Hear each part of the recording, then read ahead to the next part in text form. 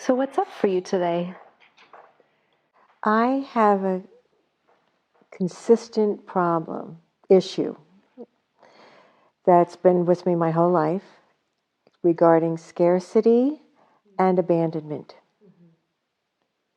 And that I just keep feeling I have to keep going. Like the ever-ready battery, it's not going to be enough. It's not going to be enough. The bar's not high enough. And I'm exhausted. Yeah, it is exhausting. So this has been your whole life. Probably then from 0 to 7, the ages 0 to 7, there was a lot of instability or some sort of a big trauma or multiple smaller traumas that happened that have set your thermostat. So imagine a thermostat in a house that's been set to fear, to scramble, to survival mode. So probably something happened during that era or a different era. So while we look at it, it's like so if you get too hungry, your symptom might be that you're cranky. Cranky is the symptom. What you need is food. Does that make sense? Mm-hmm. So you're looking at scarcity or money issues or concerns. That topic is the symptom. The real thing is the fear. Mm-hmm. The fear has nothing to do with money. The fact that you've got those two things wound together is why it's hard to fix the real problem. Okay. So being able to understand that you're really addressing the fear. What is it that you're really afraid of, and getting yourself feeling biologically safe. So for you, this could be making sure that you, and I don't say this just for everybody, but making sure that you do things like meditate, making yourself get off because you're addicted to the hamster wheel feeling. You're addicted to the panic. Okay. That's part of the symptoms. That's not the problem. But what we need to do is just say, okay, I'm not going to allow myself to be in that anymore. When you start, I know. It's just like if you have a drug addiction, you have to look at the drug and say, I'm not going to do it. It's a big deal. And everybody in our culture is addicted to what it is that you're struggling with. So you get to be the one that abstains. I know. But if you want it to be something different, it's time to do something different. Right? So let's just take a deep breath right here and integrate it a little bit. If what I'm saying or pieces of what I'm saying are resonating, anything that doesn't resonate, you get to throw it away later. You don't have to do any of this. Okay? It's all options. But if you want powerful difference, if you want powerful change, sometimes we have to take powerful action. And allowing yourself to be caught inside of that hamster wheel, caught inside of the panic. Panic begets more panic. So the thing to do is really to drop into the center of you and stop with the panic. Stop with the symptoms. It's all illusion. All of that focus that you've been having is illusion. And so if you could see, imagine if you had a different lens that you could pop in front of your eyes, different kind of sunglasses, where all you saw was the truth, none of that would exist. Then who would you be? Then what would you do? Be free. Right. So you are the only one that's holding yourself prisoner.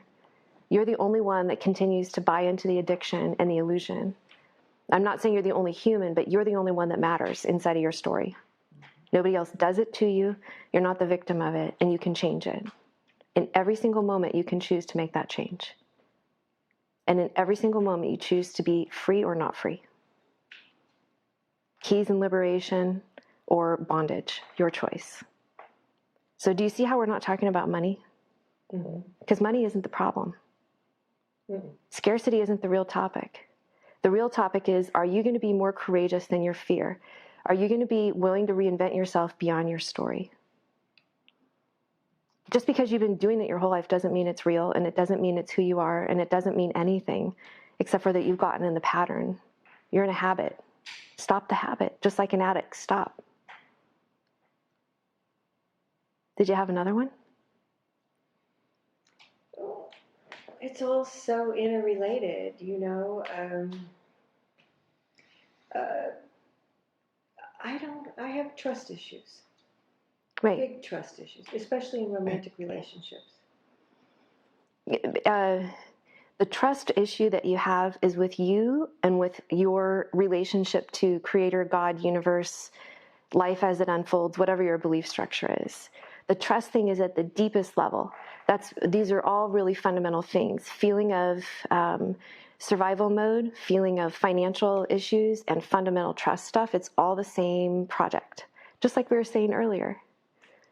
Interrelated. Mm-hmm.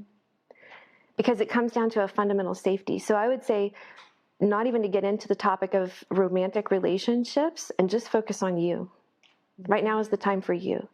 Get all of this coalesced, get your power gathered, get yourself in a different place, and then add kind of, I'll say, the complexities of romantic relationships. If you're in one now, just let it do what it's doing. And if you're not in one, then leave it that way until you're in a different place and you're more ready for that. Because what happens otherwise is that you're creating, it's too top heavy. It's like you don't have enough of a base inside of you. You don't have enough of foundation of trust inside of you and safe inside of you. And you're just adding more top heaviness, and it's going to topple too easily. And then you'll wonder why you feel like you're failing. It's like, well, if you create a structure, if you make the first floor 10 feet wide and the second floor is 30 feet wide, it's going to be too top heavy, right? So don't pile too much more on top of yourself until you've got this basic element more fortified. Mm-hmm. Going back to the feeling of freedom, which is all interrelated to what you're saying, is there a suggestion of what kind of visualization I could do to feel that freedom? You made a good analogy with the lens, changing one. I think of the optometrist changing the lenses. Is Right. this good? Is this good? One or two. Yeah. So here's the thing. If we look at it from the perspective of what can I visualize, or is there an affirmation I can write in my journal in the morning, or what should I envision in my meditation? None of that will help you unless you believe and you put a fire in your belly that says, I am so freaking done with this story. I refuse to move forward. All the rest of it is just a bunch of candy fluff on the top. It's not going to get you anywhere. So if you want to have change, so the thing that you'll run up against because of your story and your particular imprint is it really safe to do that change? You have to make that decision. I can tell you what it's like on the other side. I can describe to you what it's like to have that freedom. You can conceptualize it. You have to take your foot and step off what feels like a cliff and decide to do something different with a fire in your belly, because visualizations are not going to get you there. Okay. And you got to be willing to do whatever it takes to get to the other side. Yeah. Yeah. Okay. Allowing massive transformation. Thank you. You're welcome. You're welcome.